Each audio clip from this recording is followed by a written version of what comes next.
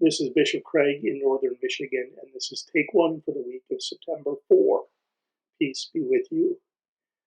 I have a relatively quiet week this week. Monday is Labor Day, and I'll be taking that day off. On Tuesday, the executive committee meets on Zoom. On Wednesday, staff meets on Zoom. And on Saturday, Synod Council meets on Zoom. And those are all the scheduled meetings I have this week. On Sunday, I get to preach at Trinity in New Era for their 160th anniversary. Pastor Anderson is preaching in East Tawas and Au Gres to celebrate women and first responders, or women who are first responders. That's pretty exciting. And Pastor Sprang will be at Peace in Gaylord celebrating their God's work, Our Hands Sunday. So we will be out and about this weekend. The readings are both really wonderful and really challenging, at least the gospel reading. Jesus compares himself and compares God to a shepherd who leaves the 99 in the wilderness and goes in search of the one. Or a woman who has 10 silver coins and loses one and sweeps out the house until she finds it.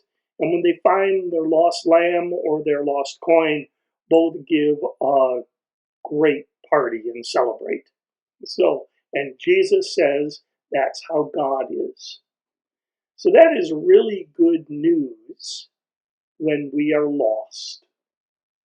When we are lost, when anyone is lost, Jesus seeks and finds us. And like the woman in the parable who cleans the house, Jesus will not grow fatigued. He'll put the work in. And when we are found, Jesus and the angels will rejoice. That's really good news. The struggle in these readings is that Jesus says the shepherd puts the 99 at risk. He leaves them in the wilderness.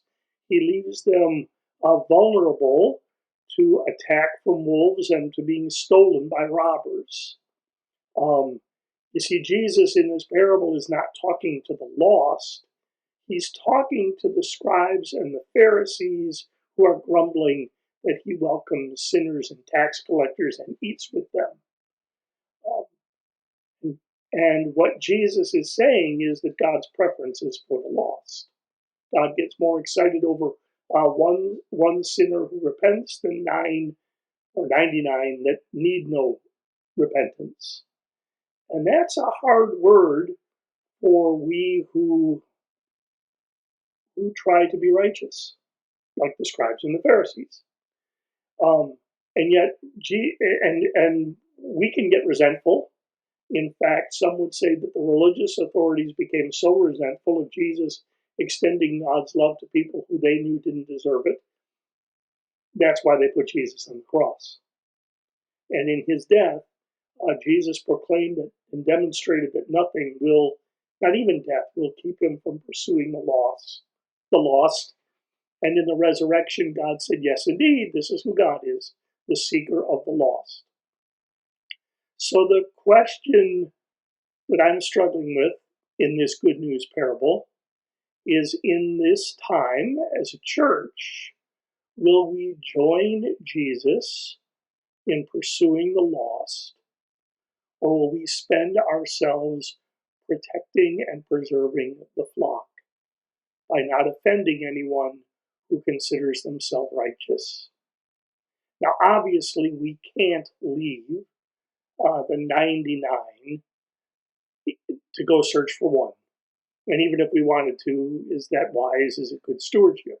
So we really can't be the shepherd, which is a good reminder that there's only one shepherd, and I'm not him, and neither is any pastor or any congregation. Jesus is the shepherd. So the most we can do is participate in Jesus' work of seeking the lost.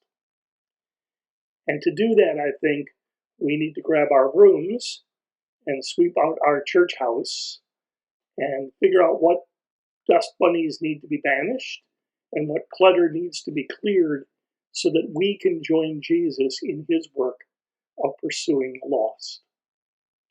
So the good news is that when we are lost, Jesus comes to find us. And these days, who doesn't know themselves to be lost?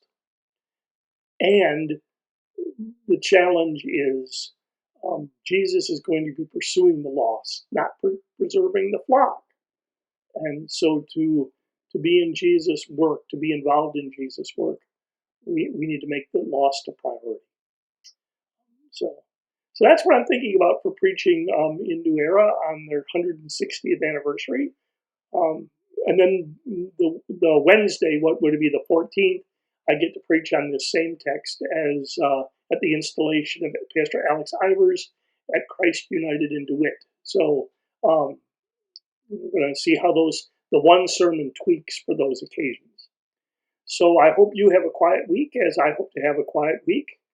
This is Bishop Craig. The peace of Christ be with you always. Take care.